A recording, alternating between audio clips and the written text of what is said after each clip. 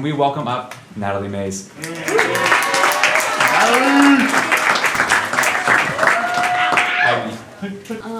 So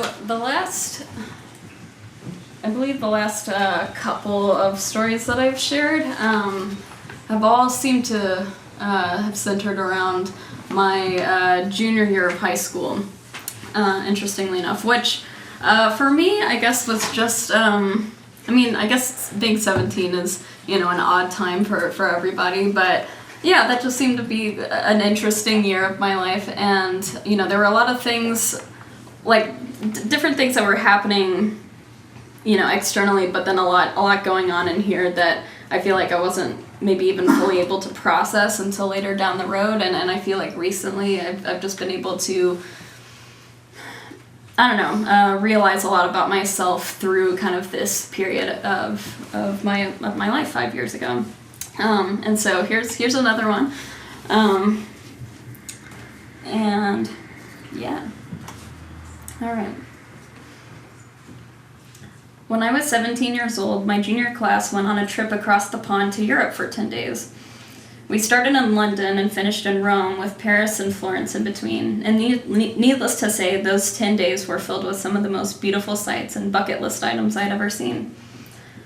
Unfortunately, they were also filled with an immense amount of high school drama. On the second or third day of the trip, a handful of my classmates broke the strict rules of the powers that be and snuck out of the hotel to check out London's bar scene. They would have gotten away with it if one of their more pious friends had not told her mother, who was a chaperone on the trip. So the group of rabble-rousers were caught, threatened to be sent home, but instead were just forced to apologize to the entire class, as well as the 20-something faculty members and parents traveling with us while we were at a restaurant. On the same day that they were facing the consequences of their indiscretions, one of my closest friends was in the midst of her own crisis. In the weeks leading up to the trip, she had been considerably led on by the guy she really liked, only to find out in London he had been seen making out with not one, but two of our classmates, each at different points of the previous night. So, while our disgraced friends were apologizing to the whole assembly, she was crying in the bathroom, and the stall next to one of the girls who had unknowingly been the reason of her friend's broken heart, and who was also crying out of pure guilt. My other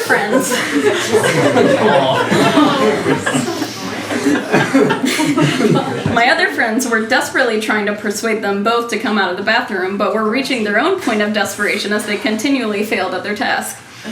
Additionally, the girl who had turned in the drinkers to the trip's authorities was crying as a result of being the object of the drinkers' collective hatred.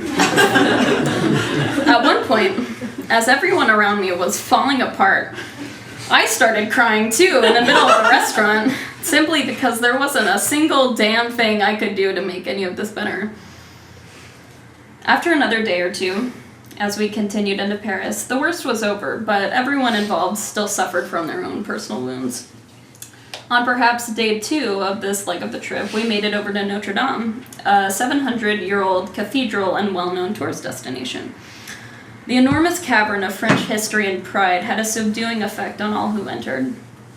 Everyone spoke in hushed whispers, or not at all, as we wandered around and explored the interior of this architectural masterpiece.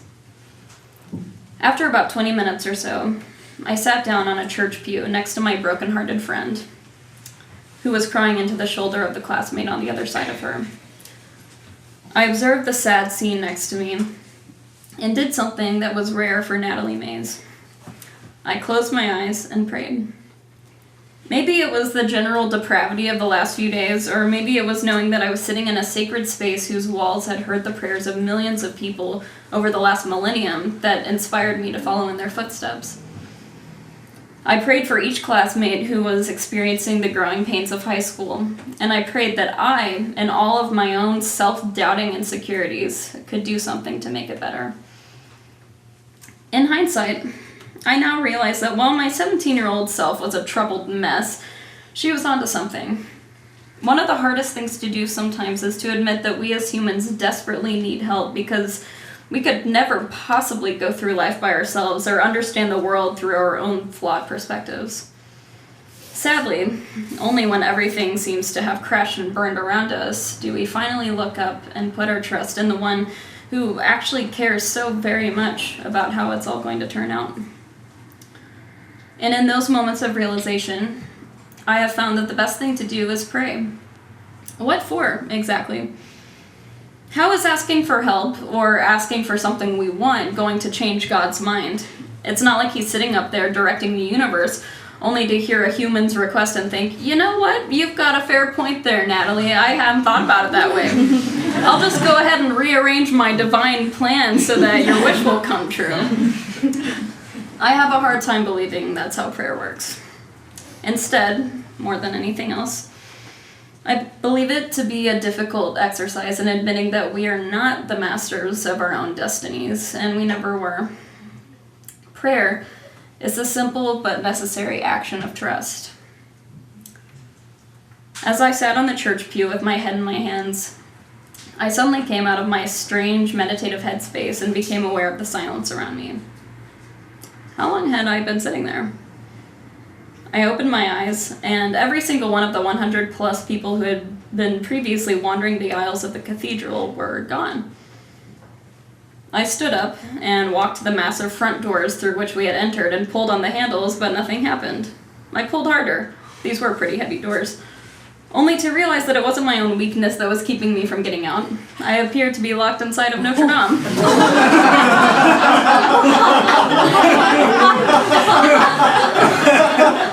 As my heart rate increased slightly, I made a beeline for a smaller set of doors on the other side of the giant room, greatly relieved to discover one of them was still unlocked. I came out on a different side of the building and had to go around to the front plaza where all 80 of the people on the trip were looking for me. I heard someone announce, "There she is!" and was harshly scolded for running off on them like that. And figured it probably wasn't the best time for me to tell them that I was only late because I was praying. So I kept my mouth shut and on we went. Over the next few days, as we finished the Parisian leg of the trip and took a night train to Florence, the tension between my various classmates began to dissipate. Even my broken-hearted friend seemed to be enjoying herself. By the time we got to Rome, everyone was significantly happier, and a sense of camaraderie once again descended upon my 60-person junior class. We seemed to have regained a sense of trust in each other. Trust is never something that is easy to come by. I imagine that building a cathedral for almost 200 years would have made it difficult to trust that it would ever actually be complete. It was something of a last resort for my 17-year-old self to trust in God and the people around me. And the same is definitely true even after 5 years. But sometimes the most comforting thing to do when everyone and everything is falling apart around you is to close your eyes and pray for that trust. Pray so hard that you forget about your surroundings, whether you are in the shower, in bed, on a walk, or unknowingly being locked inside the most famous cathedral in the world.